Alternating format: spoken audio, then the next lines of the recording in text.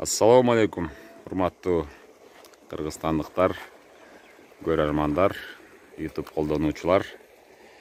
Мен бүгүн өзү мен азыр отпускадамын да 15 күнгөч. Анан ошо талаага келдим атайын. Талаада эмне болуп атыптыр десем, биякта бул көң чирген чакан домик. Биякта балам теплицасы бар. Бадырың эгилип атыптыр. Азыр ушул теплицанын ичине кирип, эмне бадырың эгилип атат, кандай эгилип атат, технологиясы боюнча кичине маалымат бергенге аракет кылайын. Assalamu alaikum. Алейкум. Бадырың эгип атасыздар? Бул эмне деген сорт ошондо бадырың? Бул бадырыңдын Тико деген сорту. Тико.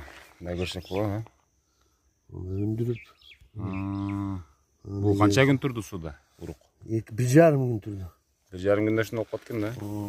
3-4 саат суда турат. 3-4 саат. Анан кийин уна тряпкага салып туруп, мындай үстүнөн суу куюп коет да. 1,5 суткада таяр болот. Ол тыгы сынып калбайбы эгип атканда? Жок, нечет кылып эгебиз да. Бирден алып, ювелирдей мамиле кылыш керек экен бул да. мындай алып туруп, жаткылы эгип коюлду. 1 сантиметр чукурлукка эгилет да. Биринчи суу коюп алабы жерге, мындап. Жерге суу коюп, мындай көң салып чыктык, удобрениячы. Эге турган точкаларына. Ар бир точкасына. Мындай эгип коебуз. Бадырыңдардын аралыгы канча сантиметр? Бадырыңдын аралыгы 30 сантиметр. 30 сантиметр, 30 сантиметр. Бир штуктан только. Бир штуктан, Тико деген урук. Бул урук канча эми? Канчкасында 1000 штук болот да. Азыр ошо 2 пачка алганбыз. Могу теплицанын ичинде 1800. Теплицанын ичи канча эмес? 5 сотик. 5 сотик, 1800 урук батат да. 1800 көчөт батса.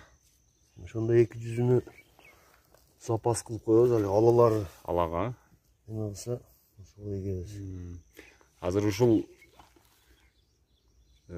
кайсы убакытка пышат эми? Канча күндө пышат эккенден баштап? Бул 45 күндө пышат. Мына бүгүндөн баштап 45 күн эсептей беребиз, 45 күн эсептейбиз. Азыр жайындасы 40 күнгө эле эме болот.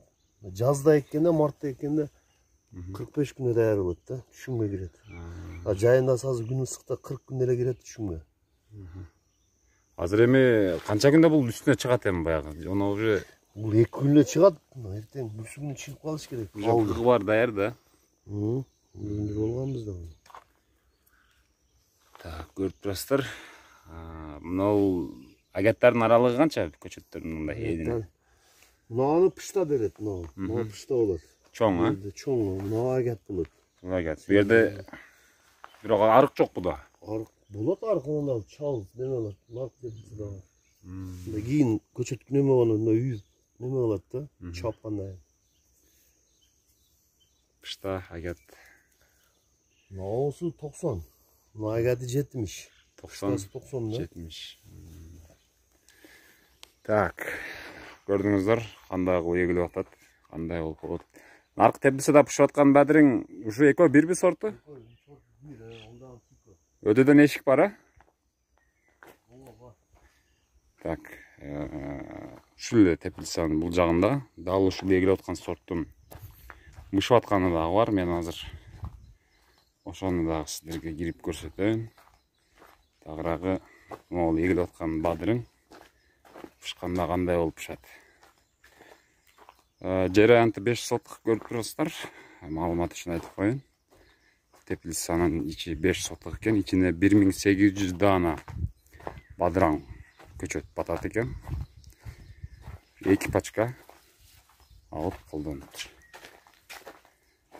Так, бул жактан чыгабыз.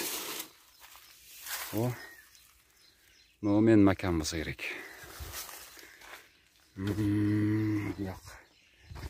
Азыр мен силерге ушул эле бадырыңдын пышып атканын көрсөтөм.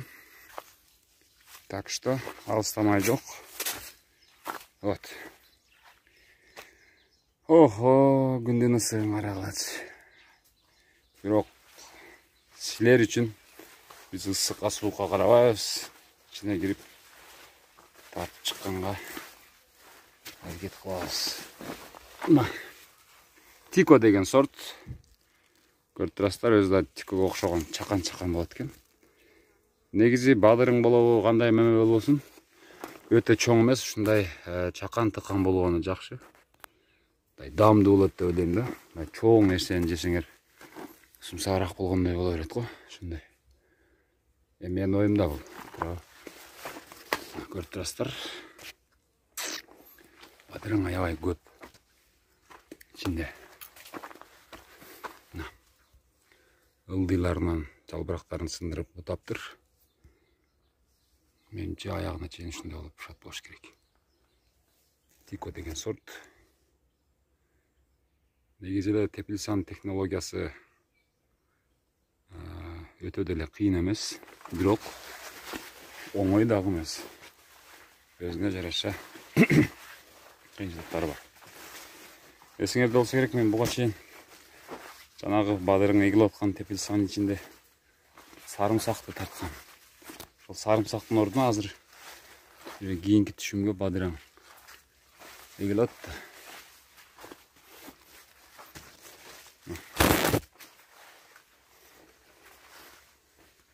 Bir baştan keyinki başına çeyin.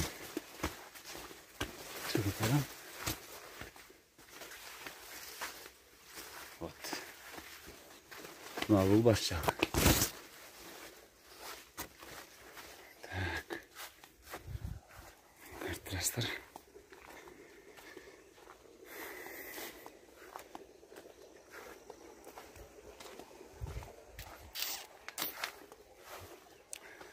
Бадырың сенасы быйыл ойдогудай элеби же?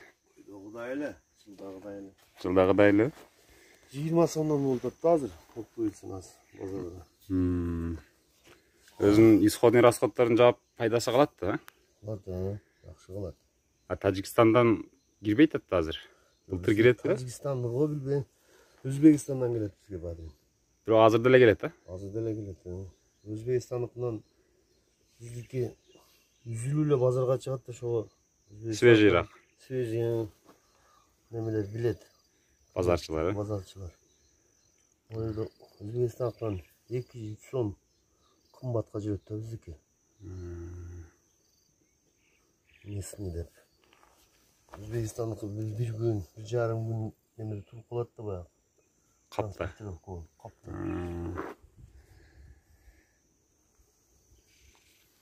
Так. 45 күндөн кийин пышып баштагандан кийин нарагына канча жашайт бадырың? Түшүм берип. Şu түшүмгө киргенден кийин 2 ай. Активный болот. Айдан көбүрөөк. 70 күн үзүлөт да. Неме бүтөт мындай. Так. Стабильный 2 айда үзүлөт. А статистикасы бар, бир түптөн канча килограммга чейин бадырың алса болот? Түптөн мына тиконукуну билбейм эми кандай экен. Өзү бир түптөн 4 кило берет да, бир түп. Башынан аягына чейин, а? Башынан аягына чейин 4 килограмм берет. Ошондо билинет да мына тиконун немеси кандай экен, бирок түшүнү жакшы экен мунун. Бергидей. анан ол көчөттөрдүн пишип аткандардын ылдыйынан жалбырактары сынып же ошондой атайын буталабы? Жалбырактарын кыркып чыгабыз. 60-70 сантиметрге чейин. Келгенден кийин 1-2-3 муунду түшүмү менен алып салабыз. Жаңы чыккан бадырыңдардычы. Не себептен андай болот? Бир жака күч болот да өйдөгө. Алардын немеси дагы начар болот, баягындай өсүшүчү. Бырышып, тырышып. Мындай сулуу болбойт да бадырыңчы. Кунигирак болот, а? Куник болуп калат анан. Өсүшкө неме болот. Зыян келтирет, ошого алып салабыз алардычы. Ясно.